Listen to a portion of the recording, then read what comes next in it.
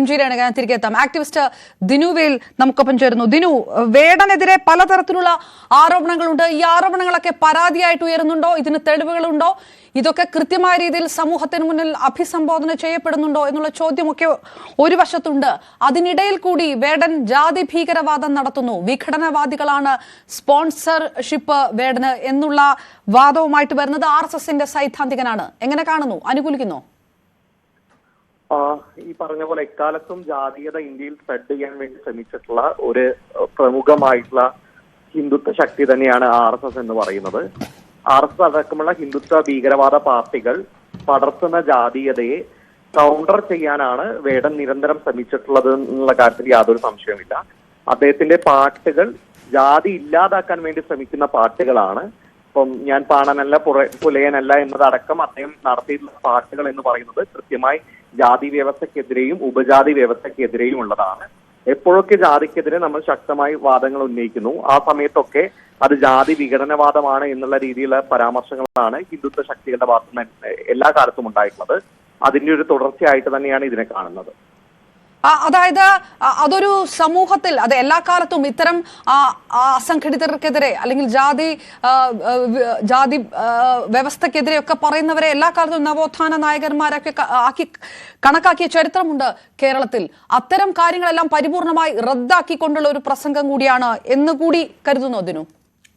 തീർച്ചയായും ഇത് doctor BR അംബേദ്കറിനെ തന്നെ ട്രൈറ്റർ ചതിയൻ എന്നല്ലേ വിളിച്ചിട്ടുള്ളത്. അംബേദ്കർ കൃത്യമായി പറഞ്ഞിട്ടുണ്ട്, നിങ്ങൾ ജാതീയതയ്ക്ക് ഇന്ത്യക്കകത്ത് വേറെ എന്തിനെതിരെ പൊരുതുമ്പോഴും ഒരുപക്ഷെ നിങ്ങൾക്കൊപ്പം ഒരുപാട് മനുഷ്യരുണ്ടാവും, പക്ഷെ ജാതീയതയ്ക്കെതിരെ നിങ്ങൾ പൊരുതുന്ന സമയത്ത് നിങ്ങൾക്കൊപ്പം ആരും ഉണ്ടാവുകയില്ല എന്നുള്ളത് അംബേദ്കർ തന്നെ കൃത്യമായി സൂചിപ്പിച്ചിട്ടുണ്ട്. അപ്പൊ അദ്ദേഹത്തിന് പോലും അങ്ങനത്തെ ഒരു ചീത്തപ്പേര് കേൾക്കേണ്ടി വരുന്നിട്ടുണ്ടെങ്കിൽ, ട്രൈറ്റർ എന്ന വിളി കേൾക്കേണ്ടി വരുന്നിട്ടുണ്ടെങ്കിൽ, നമ്മളടക്കം ജാതിക്കെതിരെ പോരാടുന്ന, അത് സാംസ്കാരിക തലത്തിലാകട്ടെ സാമൂഹിക തലത്തിലാവട്ടെ, പോരാടുന്ന ഓരോ വ്യക്തികൾക്കും ഇത്തരത്തിലുള്ള പേരുകൾ പല കാലങ്ങളിലായി നമ്മൾ കേൾക്കേണ്ടി വന്നിട്ടുണ്ട്. ഇത്തരം വാദങ്ങൾ ഉന്നയിക്കുന്ന ആളുകളാണ് യഥാർത്ഥത്തിൽ ജാതീയതയെ എല്ലാ കാലത്തും പ്രൊമോട്ട് ചെയ്തിട്ടുള്ളത് എന്നുള്ളതാണ്. ദിനു, ഈ തരത്തിലുള്ള ഒരു നിലപാട് അത് BJPയുടെ നിലപാടാണ്, അല്ലെങ്കിൽ RSS പലപ്പോഴും അത് പ്രകടമാക്കിയിട്ടൊക്കെയുള്ള നിലപാടാണ്. സ്വാഭാവികമായിട്ടും ഇങ്ങനെ ഉള്ള നിലപാടുകൾ വരുമ്പോൾ അത് വേടൻ അപ്പുറത്ത് വേടനായതുകൊണ്ട് വേടനെതിരെയുള്ള പല പരാതികൾ പലതരത്തിൽ ചർച്ചകളൊക്കെ സമൂഹ മാധ്യമങ്ങളിൽ ചർച്ചകളൊക്കെ ചെയ്യപ്പെടുന്ന ഒരു സാഹചര്യമായതുകൊണ്ടുകൂടിയാണ്.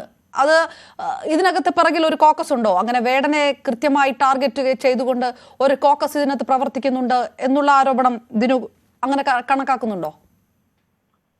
തീർച്ചയായിട്ടും ഈ വിഷയത്തിന്റെ അകത്ത് ആദ്യം സ്റ്റേറ്റിന്റെ ഭാഗത്തുനിന്നുണ്ടായ ഭരണകൂട ഭീകരതയെ കുറിച്ച് നമ്മൾ എല്ലാവരും തന്നെ ചർച്ച ചെയ്തതാണ്. അത് ഈ പറഞ്ഞ പോലെ തന്നെ വളരെ പ്ലാൻഡ് ആയിട്ടുള്ള ഒരു ഭരണകൂട ഭീകരതയായിട്ട് തന്നെയാണ് ഞാൻ അതിനെ കണക്കാക്കുന്നത്. രണ്ട്, ഈ പറഞ്ഞ പോലെ തന്നെ ഹിന്ദുത്വ ഫോഴ്സസ് എല്ലാ കാലത്തും ഇത്തരം ടാർഗറ്റുകൾ വളരെ ഓർഗനൈസ്ഡ് ആയിട്ടുള്ള അവരുടെ പ്ലാനിങ്ങിന്റെ ഭാഗമായിട്ട് തന്നെ നടപ്പിലാക്കപ്പെട്ടിട്ടുള്ള ഒരു കാര്യം തന്നെയാണ്.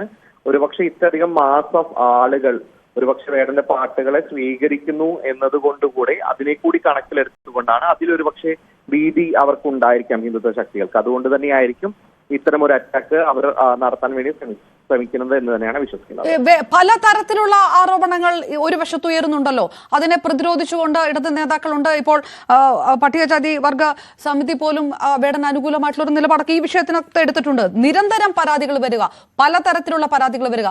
അതുകൊണ്ടാണ് ഞാൻ ചോദിച്ചത്, അങ്ങനെ ഒരു കൃത്യമായിട്ടുള്ള ഒരു ലോബി അസംഘടിതർക്കെതിരെ പറയുന്ന അങ്ങനെ ഒരു സമൂഹത്തിൽ നിന്ന് വരുന്ന ഒരാളെ തകർക്കാനായിട്ട് നിൽക്കുന്നുണ്ടോ? അങ്ങനെ വേടനെതിരായിട്ടുള്ള ഒരു സംഘം പ്രവർത്തിക്കുന്നുണ്ടോ ഈ ഇല്ലാത്ത പരാതികൾ ഉന്നയിച്ചുകൊണ്ട് കേരളത്തിൽ?